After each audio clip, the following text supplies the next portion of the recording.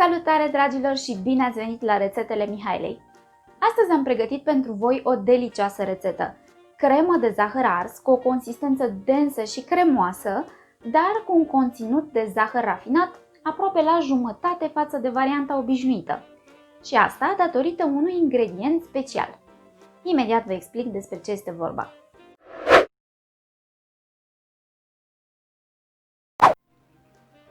Ingrediente: 1 litru de smântână dulce. Eu folosesc acum smântână pentru frișcă cu 30% grăsime. Se poate utiliza și smântână pentru gătit, chiar și cu procente mai mici de grăsime. 8 ouă, 80 de grame de zahăr, 5 pliculețe de zahăr vanilat, adică 40 de grame, 120 de grame de zahăr pentru caramel, un vârf de linguriță de sare și 200 de grame de porumb super dulce Bonduelle Gold, fără zahăr adăugat. Mai întâi pregătim formele în care vom coace crema de zahăr ars.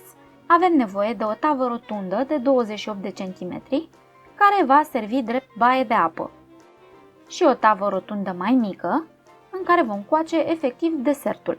A mea are diametrul de 22 de cm. Primul pas este să preparăm caramelul, care va tapeta baza formei. El se poate face uscat sau cu apă. De data aceasta vă arăt metoda uscată. Luăm o tigaie cât mai întinsă și o punem pe foc iute.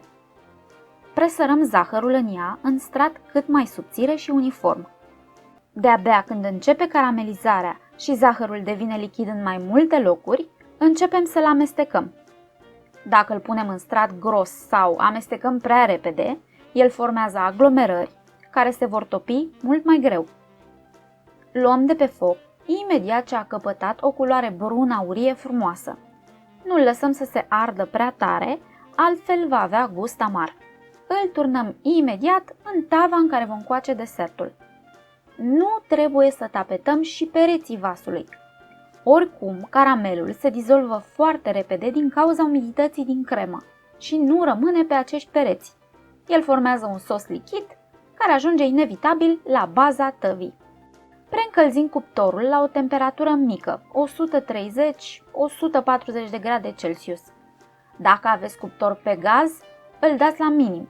Temperaturile prea mari, cât și lipsa unui sistem bain-marie, pot provoca fierberea compoziției, ceea ce va produce multe găurele inestetice. Pregătim crema. Ingredientul meu secret pentru acest desert este porumbul super dulce Bonduelle Gold, fără zahăr adăugat. Cred că vi se pare foarte neobișnuit să vedeți porumb în această rețetă, dar totul are o logică. Porumbul dulce are cantități mari de zahăr natural, ceea ce reduce la jumătate cantitatea de zahăr alb rafinat necesar pentru a îndulci crema.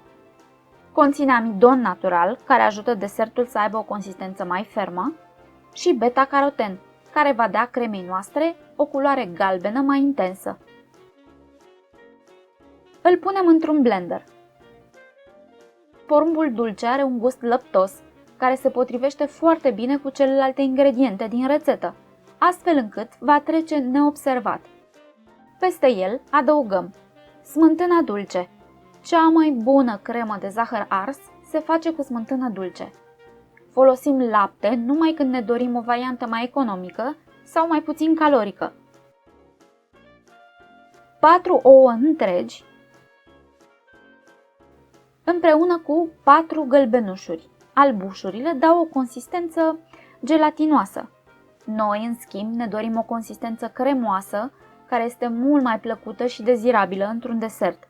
De aceea omitem jumătate din albușuri. Le păstrăm pentru o altă rețetă. Zahăr, 80 de grame, o cantitate mult redusă datorită porumbului dulce. Zahărul vanilat, dacă preferați păstaie de vanilie sau esențe, atunci îl înlocuiți cu zahăr normal. Și puțină sare. Mixăm 2 minute. Se poate utiliza și blenderul de mână, dar atunci va trebui să mixăm cam 5 minute. Strecurăm compoziția pentru a elimina fibrele rămase de la porumb.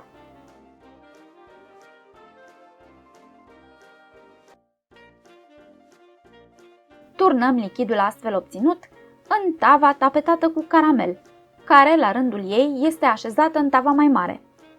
Transferăm acest sistem de bain-marie în cuptor și umplem spațiul dintre cele două tăvi cu apă fiartă. Este bine să folosim apă deja fiartă ca să mai scurtăm din timpul de coacere. Așa cuptorul nu trebuie să petreacă timp încălzind lichidul din baia de apă.